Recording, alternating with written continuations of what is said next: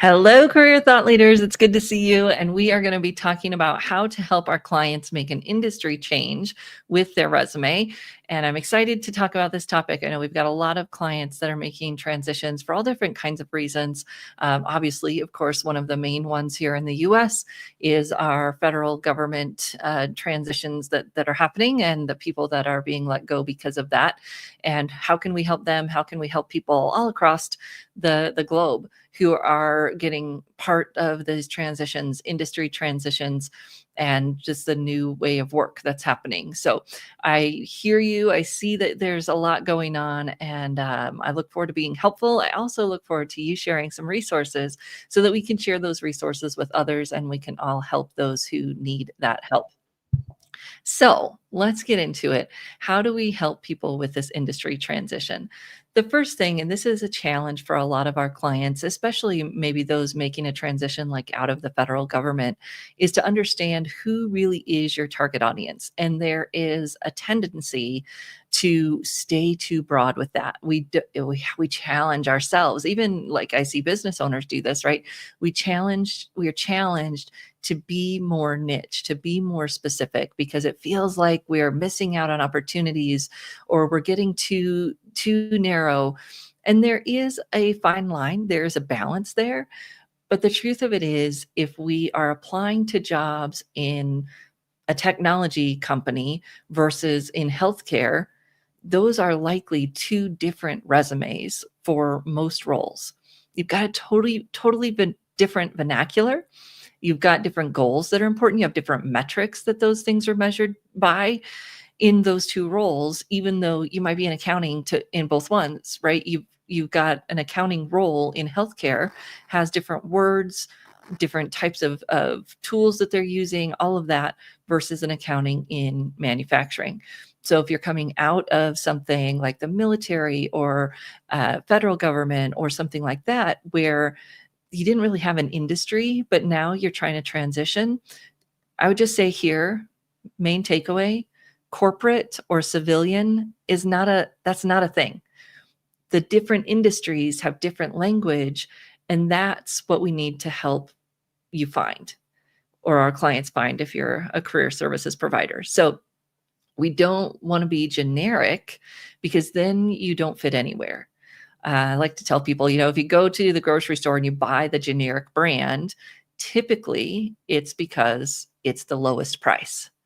And that is not where we want to position ourselves in the workplace. That's not where we want to position ourselves when we're making a transition. So we don't want to be generic. We want to figure out a way to understand the industries where we're heading and speak their language.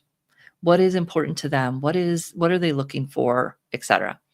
Now, job descriptions of target jobs are a great start at that.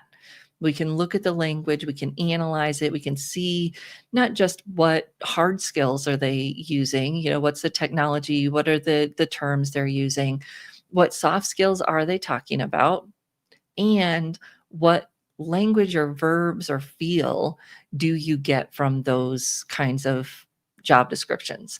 So when I'm analyzing a job description, I do use AI to help me do this now, but I'm not just asking for the keywords. I'm asking for, what are some of the verbs that they're using over and over again? What are some of the challenges in the industry that I want to be thinking about? What's going on? What are the problems they're trying to solve? Because then I can go and not just share the results that come from my background, but the results that match with what they're thinking about in the language that they're looking for. And resume writers sometimes even have this challenge where we say, oh, results are results, and everybody loves results. But what I've seen recently, and I just want to just slow us down a minute on that point, is I've seen recently I think they might be ChatGPT generated things where the results don't really make sense. And even if we have results that do make sense, they may not be shared in the right framework or in the right language when we're making a transition. So let's say you're working with someone in sales and they want to get into nonprofit. If you talk about sales results, generating revenue, all of those things, yes, the person on the other side maybe should make the connection, but not all of them will, because it's not the right framework, it's not the right vernacular for that nonprofit world. And they might think, oh, this person's high pressure, right? They're a salesperson. They're going to turn off our community when they're trying to fundraise because they're not using the right words.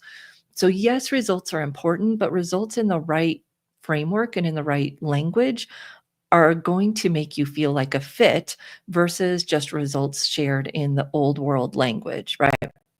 So our goal, first and foremost, is to really understand that industry where we're headed, the industry that we're targeting, which means we have to get focused. And that's a challenge, especially when we're in crisis. We need a job now. We want the fastest thing. We talked about that last week, right? The fastest is the closest to where you've been. So identify those industries. Fastest may also be smaller organizations, even though they might seem the most dissimilar from a federal role. Those smaller organizations can be more nimble, networking, all of those things.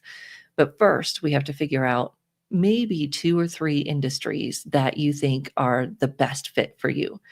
So looking at it as where do your qualifications fit in the best? We can help our clients do this, right? Where do their qualifications fit in the best? What is the most similar to the culture that they're aiming for, and or what might be the most accepting of the cultures, the types of organizations that they're coming from? And that kind of goes to this overarching picture, which is a dumb moment, but I'm just going to say it. Like, your fastest job search is apply to jobs where you're qualified. If you're reaching, you're having a challenge. And I know there's data going around about, it's actually from a Ladders 2018 study. I'm going to do a post on it in LinkedIn in the next few days, so watch for it. But I know there's people saying, oh, if you have 60% of the qualifications, you should apply. That is data from a Ladders study done in 2018 when the market was a lot different than it is today. And they did find that the people had success around 60% if they had those 60% qualifications. But is that the market we're seeing today? Is that the market your clients are applying to? Because each industry and geographic location is going to be different, right? But I think things have changed since 2018. And does that mean if you have 60%, you shouldn't apply? No, but it does mean that you've got to expect you're going to get a lot of non-responses, because 60% isn't as competitive today as it was in 2018. And so anyways, we've got to apply to things where we have a good amount of the qualifications. I typically say around 75%. There is something in that Ladders data that when you're over 80%, the amount of callbacks goes down. Again, I think that may have shifted since 2018, but when you think about the overqualified thing, that kind of makes sense. That if I have more than 80% of the qualifications, I might look overqualified. That's really going to depend on the industry, the type of job, and the competition. I wouldn't see that as a blanket that if you have more than 80%, you shouldn't apply. We were just thinking about these things in a little bit more nuanced way, because that's the world that we live in, right? So we're going to apply to things where we're qualified. We have to judge that with your client. And then we're going to apply to the industries where we have the best fit, where it makes sense. And that's where we're going to start. Who are those people? What's important to them? What are the keywords they're using? What are the verbs and language that they're using? That's where we want to start. Then we're going to pick out the stories from our background that relate to the jobs that we're targeting. And this is where most people struggle. That's why having a resume writer is super helpful, right? Because we want to put it all in there, everything, the kitchen sink. We don't want to take anything off. Especially our clients who've been working for a long time, just keep all that on there, right? We keep adding to it. And that can be not helpful, because the more that's there, the harder it is to know what to pay attention to. So there's a fine balance there. And if we've got things that are distracting or not quite a good fit, it can make the person question, are we really targeting this or not? So we want to take the time to translate those experiences first we're going to choose the stories that are relevant, and then we're going to translate them into the future-oriented language. And this is where a lot of people struggle, both with choosing the stories, but then definitely with the translating. And I often have people say to me, oh, those transferable skills. Those of you who know me, you know that I'm on a little war against transferable skills, because most of the time what people mean when they say that is results-oriented, excellent communicator, fluff, fluff, fluff, fluff, fluff. No. Nobody's hiring you for those things. And I'm seeing it over and over and over again in transition resumes, especially like federal transitions, military transitions. Someone's going around telling you to stuff it with fluff, and I'm telling you it's not doing you any good. In fact, it could be hurting you because you're wasting space on the page with those things instead of hitting on the things that really matter. Now, of course, soft skills matter, and we want to weave those in, but nobody cares about them unless you've got the hard skills too. Enter my cake analogy, right? The cake is the hard skills. You've got to have it. And then the frosting is the soft skills. If all you give me is frosting, I'm sick, right? It's sickening to have only frosting, unless you're my 6-year-old and that's what he does, right? But you can't do that for a hiring manager or for a recruiter. They need the cake, and then the frosting is the differentiators, but it has to be wrapped up in things that matter, or it doesn't work. It's overwhelming. It kind of produces that ick response, right? We don't want that.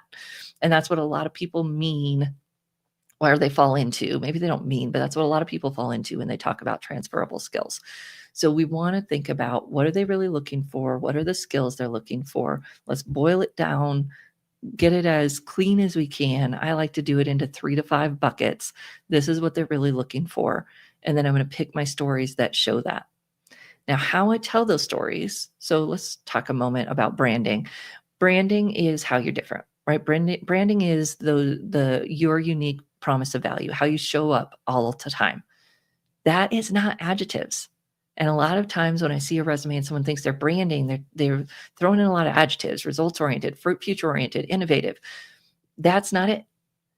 What is branding is you choosing the stories that demonstrate those things, and then the language in which you choose to tell them. So it's like a few phrases, the verbs that you choose, and maybe a few adjectives, very light on the adjectives. That's like a spice, right? It's a really, really spicy spice. So you got to just do a few. When you do that, then I get that picture of who you are in the context of the value that you deliver. And because it really doesn't fit to think about who you are when I don't know if you bring the qualifications I need. So of course people care about who you are, but they need that in context of how you'll bring value to the organization and the position that they're hiring for, because that's why they're hiring. So when we do that, we put together a brand that's built not on adjectives, but built on those stories, selectively told and languaged to relate to the audience. That's where we're headed.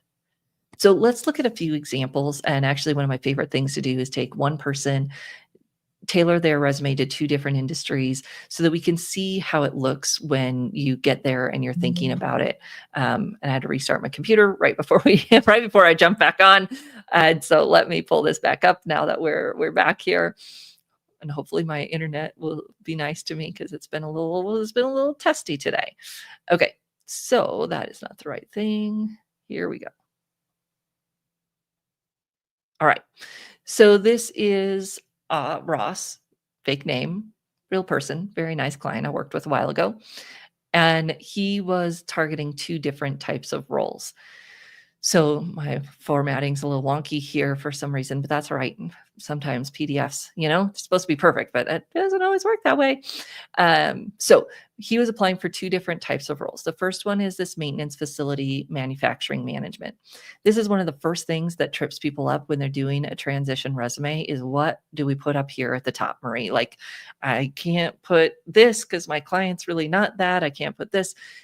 Our ideal up here at the top is to put a topic or a headline that shows who the person is professionally as it relates to what they have been doing and what they want to do.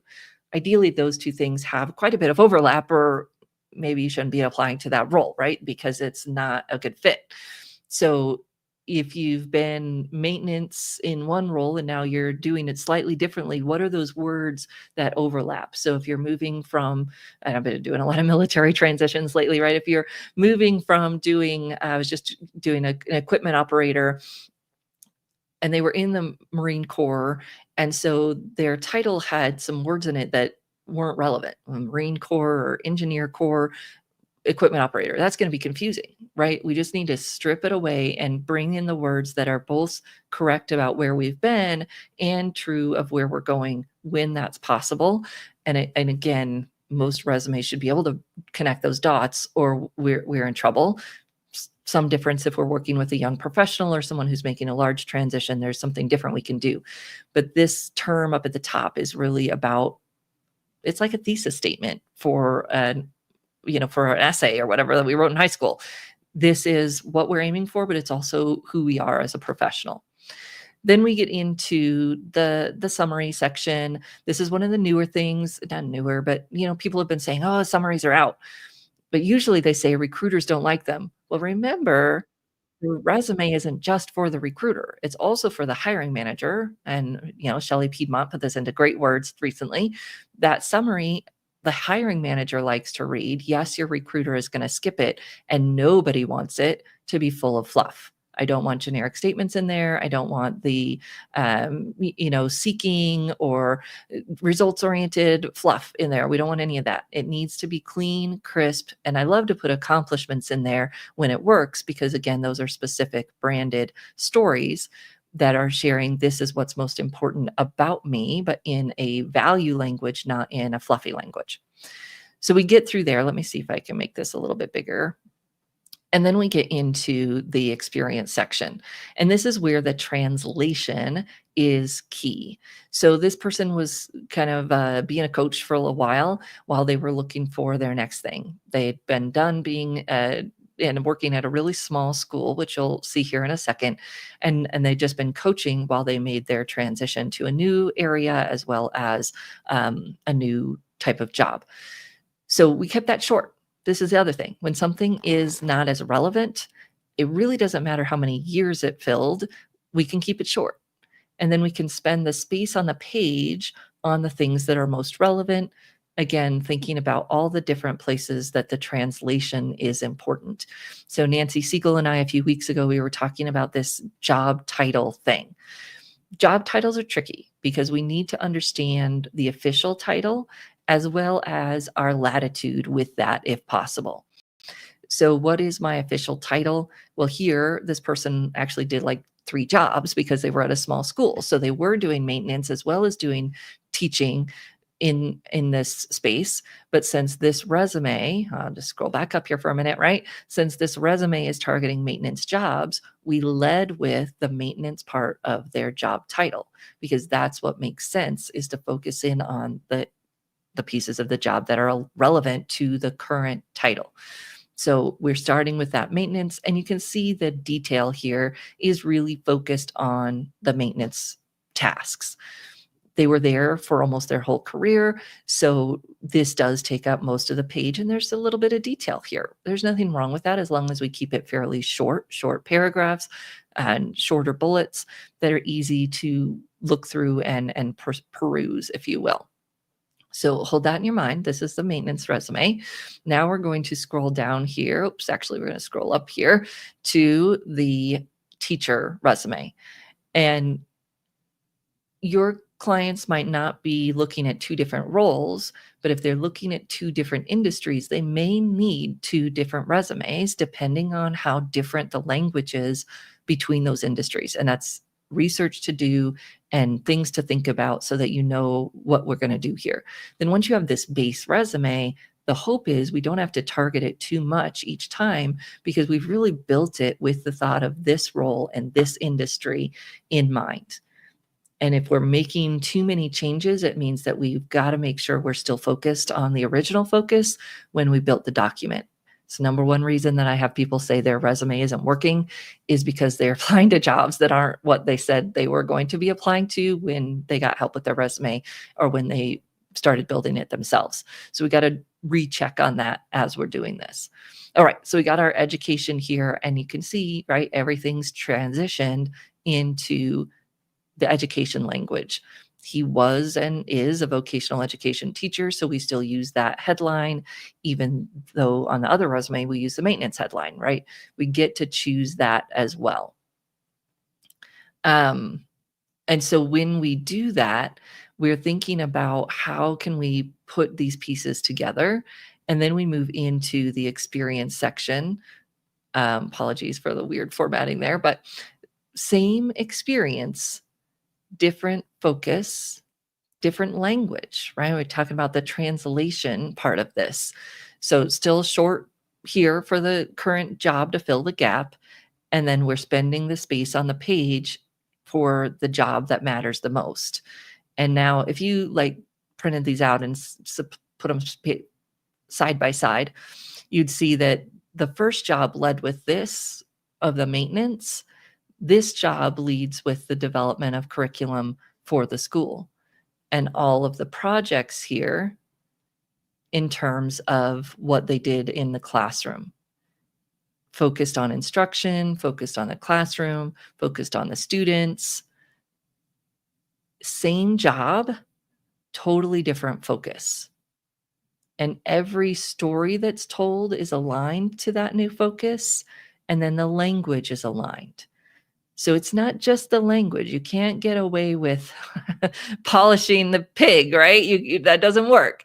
You have to dig deeper and really pick the stories that align with the industry that you're targeting and the job that you're targeting now. So it's in the selection of the stories as well as the language in which they're told. That's what we're concerned about. How do you make those dots connect? Because that's the challenge, is connecting to their needs. Job description, good start, but you want to think about how can you connect to their needs at even that deeper level, right? Understanding what the options are, understanding what the needs are, doing some research.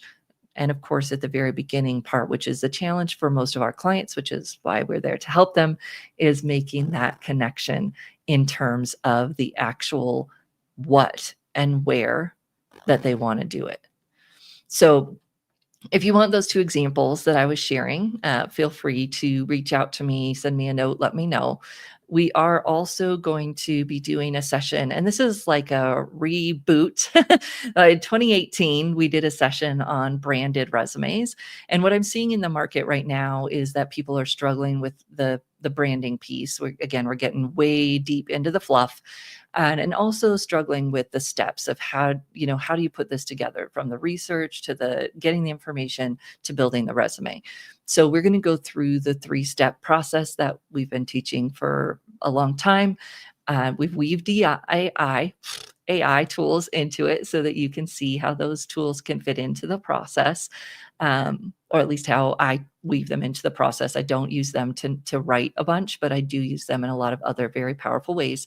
So if you're interested in joining us for that, this is going to be live next Friday, and you also get the recording when you sign up. So that 3-step process, again, it's getting that focus, really understanding the industry, digging out the stories that are relevant, and then using your translation skills to translate from their world that they've been in to the world that they're going into, and figuring out how to tell the stories that matter in the language that connects. That's what we're trying to do and to help our clients do. So you can, Suzanne, there is a lot of mixed opinions about this. My goal is to help the reader see what matters. And so if I can put a headline or a title that aligns at the front and then their official title back behind, I will do that. I'm not going to pick out something that's not true. I'm not going to pick out that they did one day and make that the title. That's lying. We don't want to lie. And if we've done a job function, but it was called something different, or our title doesn't represent what we do, we can help the person use a representative title in addition to their official title. And I have a different opinion on this, as we all form our opinions, right? When I was at Colorado State University, my official title was administrative assistant 2. That was my official title on the books. But I was a graduate program coordinator and an advisor of students. So I always say, if I applied to counseling positions and put administrative assistant 2 on my resume as my job title, I never would get anywhere. What I was a program advisor and a student advisor, right? So I use graduate program advisor. Sometimes you use program recruiter, because I did that too. Now, the challenge is that, one, our client has to understand what we're doing, the words. 2, that we have to be comfortable with it. And 3, that we have to know how our organization will respond when they get called. And if it's at all possible for our client to have that conversation with their boss or their former boss or their HR department and really understand what the challenges are or what the parameters are, that can be helpful. What I find is that most of the time people are actually too limiting of themselves when it isn't that big of a deal if they just would talk to someone and figure it out. I went to my HR department and I said, my official title was this, and there was actually a process for me to get a working title added to my documentation so that there was never a question. Now, I don't even think that's necessary in a lot of terms when we can use the slash or whatever. The other thing is, I worked with a guy in HR who worked for a brewery, and so his title was director of fun. Well, you're applying for an HR generalist role with a director of fun title. It's just not gonna fit, right? Especially if he's trying to get out of that industry. So he put HR generalist slash director of fun. And sometimes, honestly, he even took that out because it just wasn't necessary. If you called the brewery and you asked if he was an HR generalist, they were going to say yes. They weren't going to say no. He was the director of fun.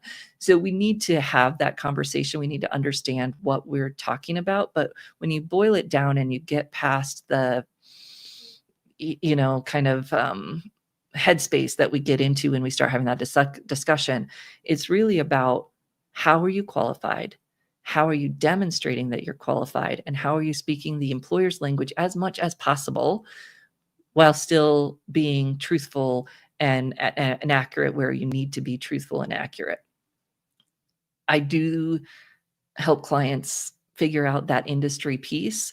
And how do you talk about what you've done in a language that emphasizes the what and not the where?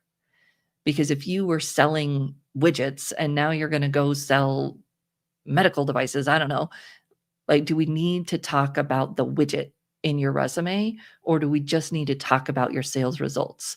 And at what point is the story still powerful where we can take out some of those specifics? Because if we take it out and make it too generic, it loses its oomph. But there is a point there that, as much as we can talk in the future industry language, is great. And sometimes we need to be more neutral. So it's just hard, right? That's why people get help. And that's why it takes some time to figure these things out. Yeah, telling that story. Now, titles do matter. Titles are what an applicant tracking system looks at. So it's calculating for the systems that use it this way, but it can calculate how many years of experience do you have as an X. And if you are not clear in your titles that you were an X, then you're not going to get credit for that. Of course, the human reader can look at it, but remember, a lot of times a human reader doesn't have all of that much perspective about the job either. They're moving fast, maybe they're hired, maybe they're new. So adjusting job titles can be really powerful, because that is the first thing that most recruiters look at. We just have to be thoughtful and truthful and those types of things. But titles do carry a lot of power. Now, when you're talking about LinkedIn, they carry even more power, because we need to use what some people are calling that market value title, which just means it needs to be a title from the drop downs in LinkedIn, because that's a title that is known in LinkedIn and is going to be used to search LinkedIn. So the titles do matter. The language you use in the titles does matter. That's why going through the exercise of translating them is so important. Oh, thank you, Toby. Yep, these are here. These are here all day. You go to our YouTube channel, you click on the live tab, and everything that we've done will be there for you so that you can come back and watch it later, and anything that can be helpful to you.